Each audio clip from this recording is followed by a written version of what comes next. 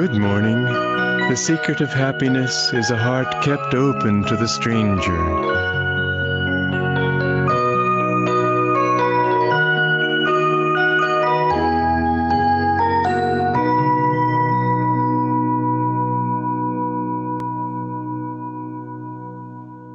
Good morning, everyone, and welcome.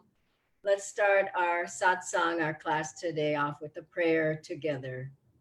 Heavenly Father, Divine Mother, friend, beloved God, Guru Preceptors, Jesus Christ, Babaji Krishna, Lahiri Mahashaya, Swami Shri Yukteswarji, beloved Master, Paramahansa Yogananda Ji, saints of all religions, we bow at thy feet, and we ask thy blessings on this time together as we attune ourselves and open ourselves to be more receptive to thee.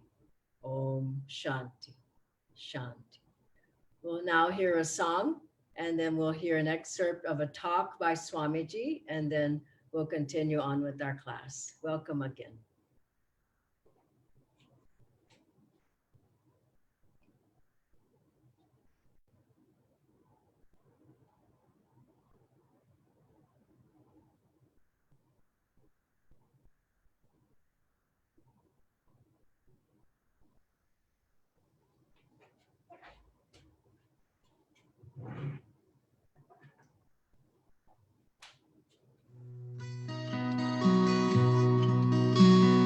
Joined in prayer we worship thee, rays of light that seek the sun, many drops to make us see, so our love when joined as one, so our love when joined as one. Joined in prayer we worship thee, rays of light that seek the sun, many drops to make us see, so our love when joined as one, so our love when joined as one.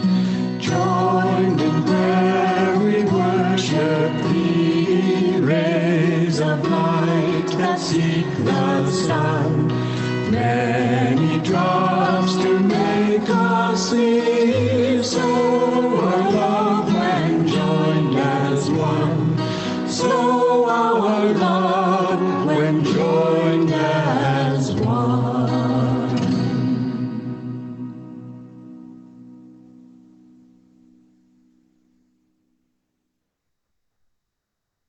Whereas if we get in tune with the infinite, we might find that the infinite wants to do a great deal more. If you will tune your will to the heavenly will, if you will try to ask God what you want, and on the basis of that feeling put will out, then you'll see that a great deal more can happen. You can get answers that way, just sending the thought out.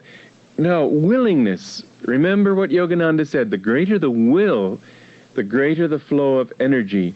Willpower, to many people, implies sort of a teeth-gritting, clenching, eyebrow furrowed, shoulders hunched up kind of action where you're like this. I remember a book on Hinduism by Louis Renou, who was supposed to be a famous Indologist, and he said that yogis aspire by some paroxysm of tension to achieve a state of ecstasy that they call samadhi. Well, it's exactly the opposite of tension. It isn't something you should get yourself all screwed up to accomplish. It's something that you become so relaxed that it can really flow, and yet the trick of it is to learn to relax upward, not downward. You see, when we relax, our tendency is to let go and to sort of go into subconsciousness, go into non-will.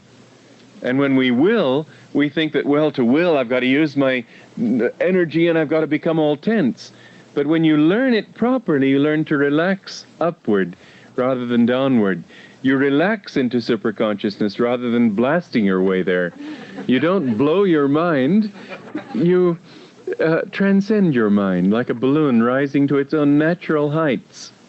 And so, with the practice of willingness, what we want, willingness is a better word than will, in that, well, it's sort of like something Yogananda said, that when people go to the movies, they all become good yogis, in the sense that they're enjoying what they're looking at, and so they're absorbed in it. They're not thinking, I've got to concentrate on James Bond as he's doing this. No.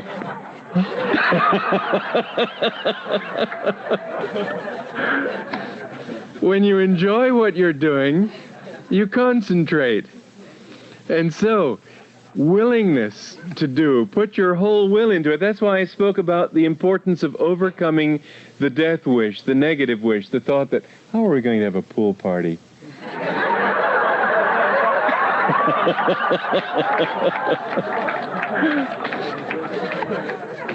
And so,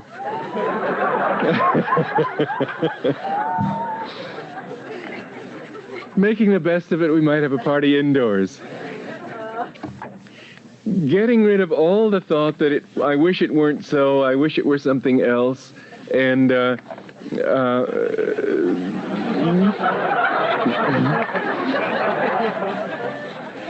you will find that when you have this kind of joyful response to life, then everything is just as it ought to be. There was that delightful story of a man in India who had this philosophy of life that everything happens for the best. And he was the minister of a king, and he was the king's favorite. So whenever they went out hunting, whenever they did anything, they always did it together. But one time when they were out hunting, the king had an accident and cut off his thumb. And when the minister saw this, he heard this, he wasn't with the king at that moment, he said, well, everything's for the best. And there were other ministers who, out of envy and jealousy, reported this thing to the king in such a way as to make it sound as if the minister was glad that the king had lost his thumb. And the king, forgetting his friendship, got all angry and threw the minister in prison.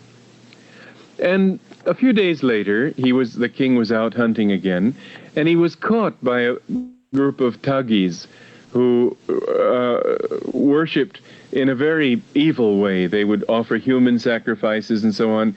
And so they dragged him to this altar to be sacrificed, and they were all set to sacrifice him when they saw that he hadn't a thumb.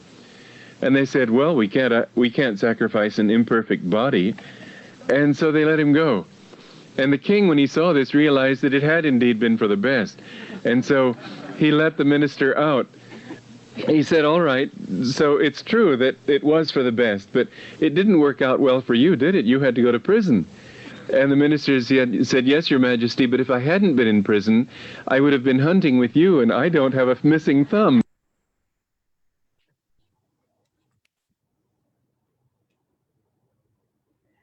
Hello again, friends. This is a wonderful talk by Swamiji. You can just feel the joy. And one of the points of today for being more receptive in meditation is joy. And I'll get into that in a moment. I want to cover a few points, and then there'll be questions and answers at the end. The first point I want to go into is energy. Let's show the first visual.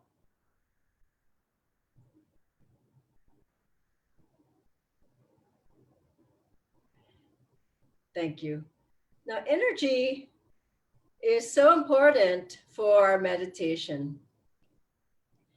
And so, of course, we want to energize before, we want to do yoga postures, we want to do SCL, super conscious living exercises, whatever we can do to get our energy strong.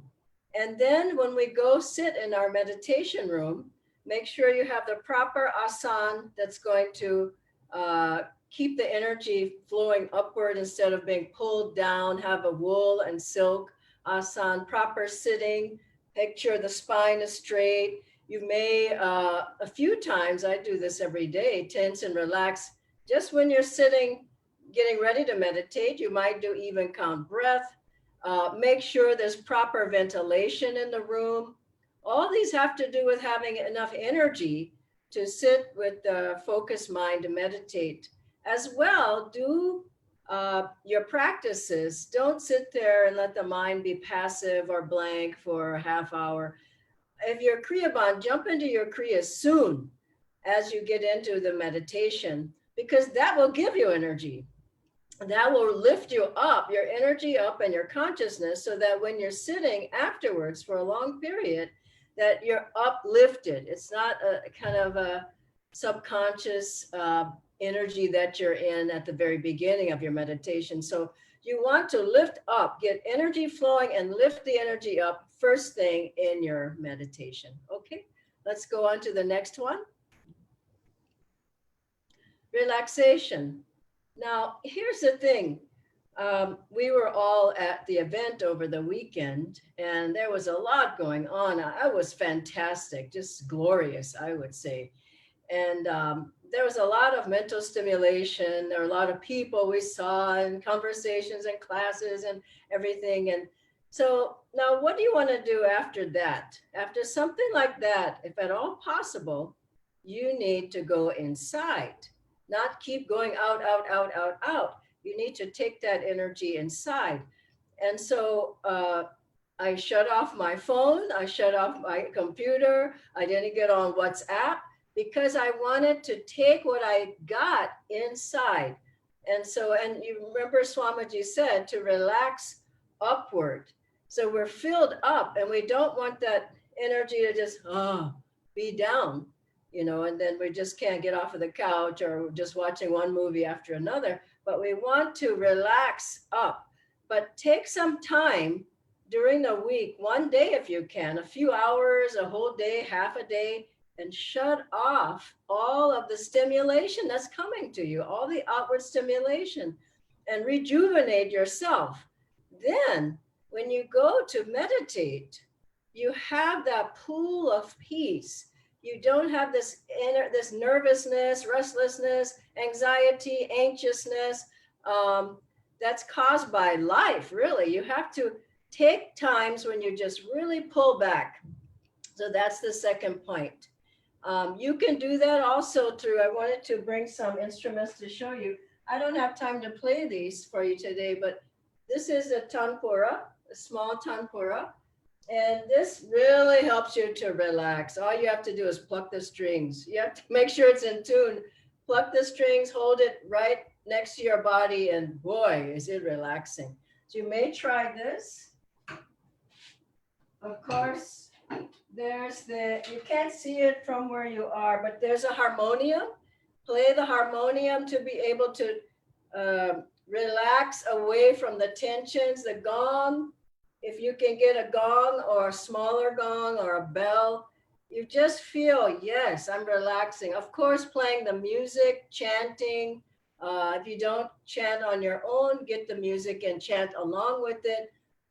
Otherwise, it's a hard uphill battle trying to get your energy up, but also relax so you're more receptive for meditation. Let's go to the next one.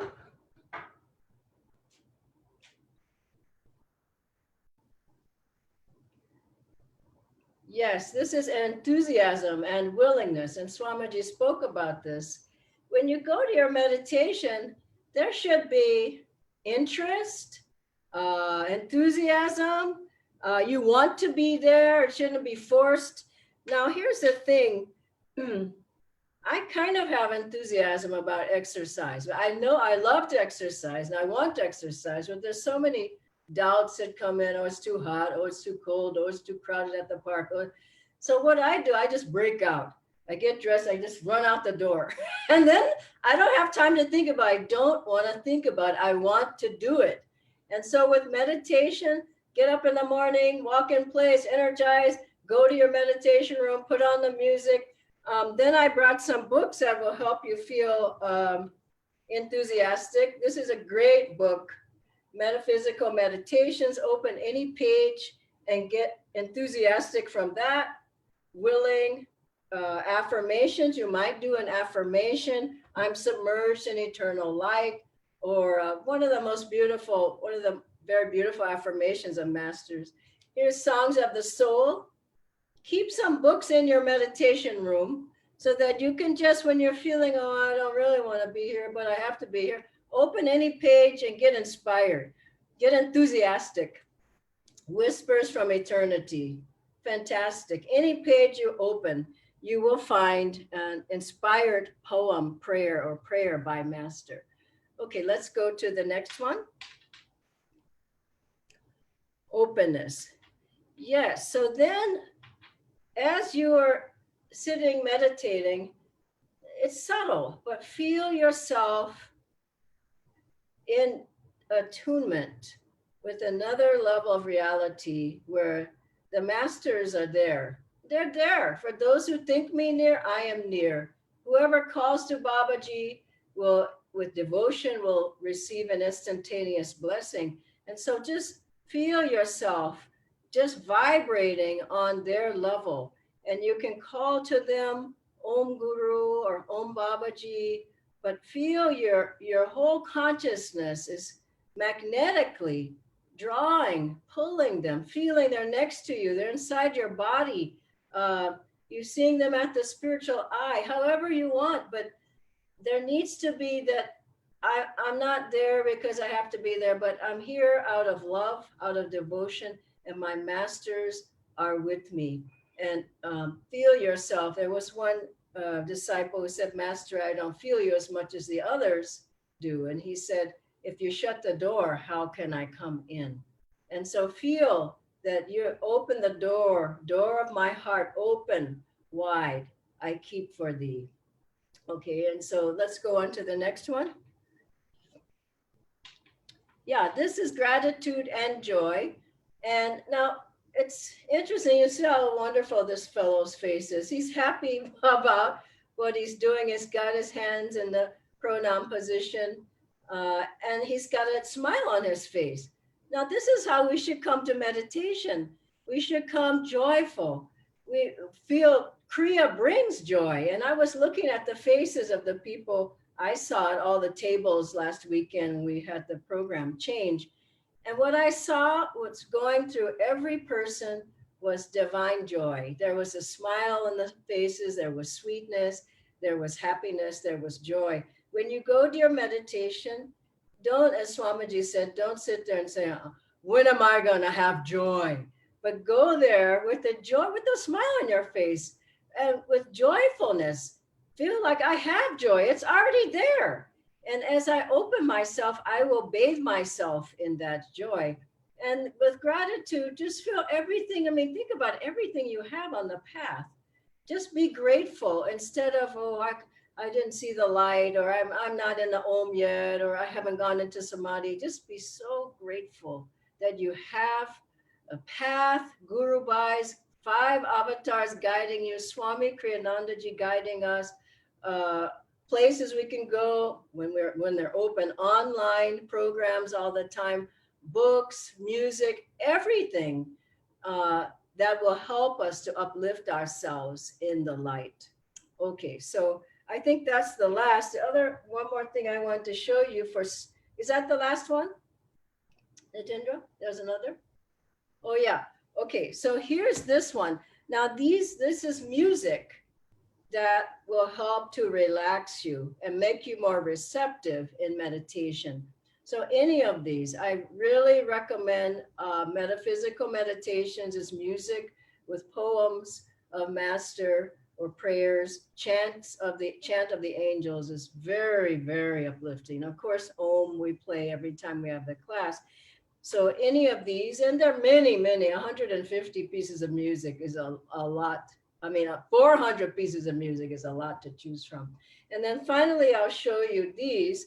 So for quiet and stillness, to be able to really open up, be receptive, it's hard to do that when people are yelling and the baby's crying and, you know, the 10 dogs are barking outside your house. And I would say get up earlier or stay up late, one of the two, and just have quiet when it's not just quiet sounds, but there's a quiet vibration. It's so much easier to meditate when it's quiet, when there's quiet vibration. And then, of course, you can have earplugs uh, for if you're meditating and there's noise, headphones, or a combination of both of them to just make it more quiet. But the earlier you can get up, that's what gets me out of bed. I just go, if I don't get up now, it's going to be noisy and a noisy vibration. And I just get up and go sit in that peacefulness that you find when people are still asleep. That's the time that you, best time to meditate before all the energy starts up and everything. Okay, so now let's go to the questions. Sure, Jhanaji, we have quite a few questions. Let's see how many we can cover, and we have questions coming live as well. So the first question, I'll just read, it's a big one. I have been having involuntary lucid dreams since I was 12. Some have terrified me, some have been amazing. About 2 months ago, I was having a dream and became aware that I was dreaming. I got sucked into a blue tunnel and started quickly being pulled into it without being able to stop. I tried to cover my eyes so I couldn't see, but I couldn't stop seeing the blue pixelated tunnel because my arm is invisible. I was going so fast. Do you know what the blue tunnel is? Yeah, that happens. And yes, there's a blue tunnel. A golden ring of light, Master said, becomes a tunnel of golden light.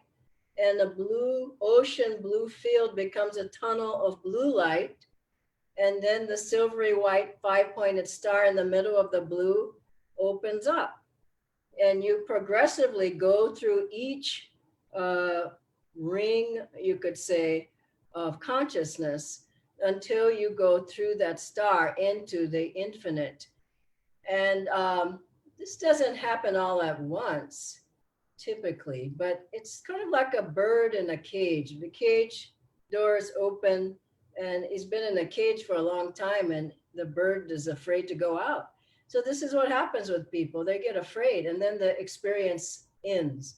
But if you typically you go in that, and it's not like sometimes you feel pulled in, but most times it's just very gradual, and it's just happening, and you don't even know that you're being pulled in. But then you just realize you're in this tunnel, you're in this area of blue or gold. Then you go in a little bit and you come out. Then as you feel more open, you go in and you come out, but little by little. But sometimes it happens that you get pulled in. There was that man, I told you that story before, Swamiji knew, and first time he did Kriya, went straight through the tunnel of light, through the spiritual eye. He said he was so afraid he didn't want to do Kriya anymore. Now, if something happens and you feel afraid, just chant Om Guru or Master. And typically, if you get nervous and afraid, you start breathing heavily and the experience will go away anyway. But I like to go the other direction. It depends on where you are with your meditations. But these days, it's nice to have the thought, I'm ready, I'm open, I'm receptive. Now, isn't that a wonderful thought? Instead of, oh no, what if something happens? I mean, that's why nothing happens. But change that. Master knows what he's doing. He's not going to give you an experience that's going to overwhelm you. So why not try that? I'm ready. I'm open. I'm receptive. And see what happens. What a totally different energy than what if something happens? Well, it is going to happen. May not happen to you, but it will happen to people who are prepared themselves physically, mentally, and spiritually. Okay, next question. This is a live question, Jhanaji. How to get answers during meditation, and how to know that it's not your mind suggesting the answer, but actually has come from the superconscious? Well, that depends on your meditation. If there's a restless meditation, likely it's not super conscious. If you've gone deep, that's the time to afterwards to put a question out and feel the answer. But if your mind is restless, your eyes are blinking, you're moving around, that just couldn't be super conscious. But it's up to your openness and the guru. I mean, Master was very restless when he had his experience of samadhi with Swami Sri Yukteswarji, but his guru took him into that state. So the openness and receptivity is vital. I just can't say enough about that. And everything we're doing is turning our cup up to receive the grace, the power, the magnetism, the super consciousness, the upliftment of God and gurus. If your cup is turned down, meaning you're not interested, you're kind of just there because you have to be there, there's no willingness, your spine isn't straight, you haven't energized, you never do yoga postures, you never do a pranayama, well, your cup isn't up. And so best to just prepare yourself, and then the answers, if it comes and there's a deep feeling behind a super conscious experience, it's an imprint on your whole consciousness. You don't forget it. I remember something that Swamiji said to me as I was asleep one night, between sleep and waking. I'll never forget what he said. It was very powerful. And I got up and started doing what he said to do. And it was like, boom. And so maybe you don't get that strong all the time, but you don't forget that feeling. It's not like a restless feeling or shallow or passive, or it's deep. When God talks to you, there's going to be some feeling to it. And maybe there will be joy, maybe there will be peace, maybe there's light. Okay. Thank you, Dana. This is related, and maybe this could be the last question given the time we have. The question is, I cannot sit more than 20 minutes, and even I try to see my breath, but still cannot go deeper. Any suggestions? Yeah. Try to do more preparation before meditation. That's very important. You can't just sit down and hope for the best. It just doesn't work. Watch your mental diet, how much television or what are you reading, what company you're keeping. Watch your physical diet, what you're eating. You have to be prepared to sit long. Make sure you stretch your body out through postures and all. If your back is hurting, you're not going to sit more than 5 minutes. Your knees start hurting, your neck hurts, you're not going to be meditating. Thus, preparation is vitally important. Then once a week, try to sit a little longer using the tool. So get a speaker or headset, and after the 20 minutes, play some metaphysical meditations or some chant or song of Swamiji's. I bet you can sit longer. That's already going to give you about 3 to 5 minutes. And then after that, who wants to get up? You don't want to get up. And then sit for another 10 minutes or so, and then do maybe a pranayama to get your mind more focused. And you see, you have to keep kind of inching forward. You can't just say, with all my will, I'm going to sit here for 3 hours. It just doesn't work. Have the books, like I was saying, go over, open any page at any point. If you feel my mind's restless, open a book. If you're falling asleep, don't just go to sleep. Sit up, inhale, tense your body. It's like a marathon runner. You don't just start running. You got to stretch out. You got to have been eating properly. Everything has to be right, and you have to work up to that marathon. So all these things are important. And I'll take another question, maybe 2, Nitendra. Just you choose. Sure, Dhyanaji. Yeah. So this question is, I started my third eye meditation a few days ago. At first, I saw a circular tunnel with a violet light. At present, I am seeing a tunnel with blue light, and I'm feeling very happy and calm. But sometimes, frequent thoughts are coming into my mind, which are disturbing. How should I concentrate fully on the third eye without any thoughts? what happens when I open my third eye completely? Yeah, that's I kind of answered that already. But all the things we talked about will help you to be focused at the third eye.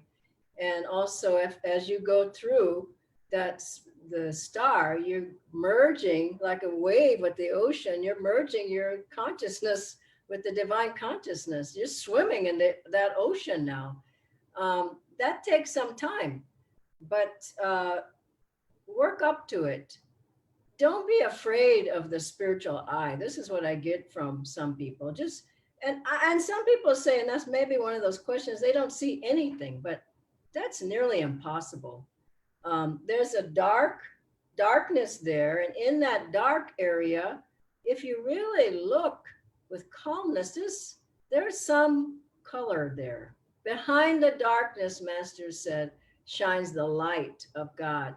And here's the thing, if you don't see anything, you feel like you're not seeing anything, you feel something at the spiritual eye, either typically a pulling, an opening, a vibration, a tingling, a focus of energy.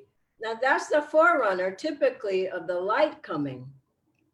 Before you even feel this, there's a feeling of openness that comes as you're seeing or about to see the spiritual eye. There has to be that openness, a receptivity. Then you feel something here. Then you start seeing the light. So the other thing you can do is, I didn't bring mine, but if it's very light in the room where you're meditating, you can have on we had that before over our eyes, a cover over the eyes so that it's dark. And you typically start seeing a little bit, even a little speck. Then that gets bigger, but it takes patience, and you've got to calm your mind down. It's like a lake, and if there's a lot of ripples, then the moon shining on that lake is just going to be like a lot of ripples. So you got to calm yourself down. Watch your diet, mental diet, exercise, relax, all the things we went into today. And finally, ask Master to help you to see the spiritual light. He's the guru. Don't be your own guru. Ask Master, just say, I want to be able to see it.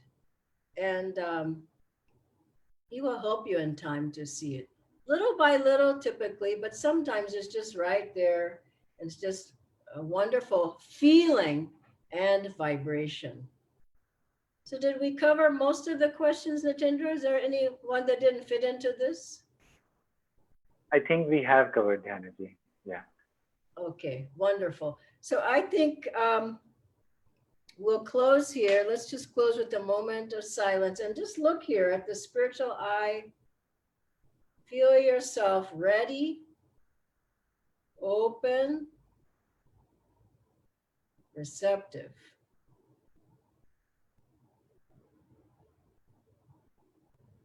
And actually feel a blessing there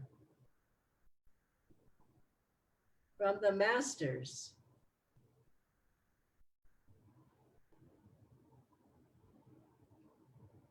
For more receptivity in your meditations and to see more of the spiritual eye. Not only see, but to begin to move into the tunnel of gold, ocean of blue, the silvery white star.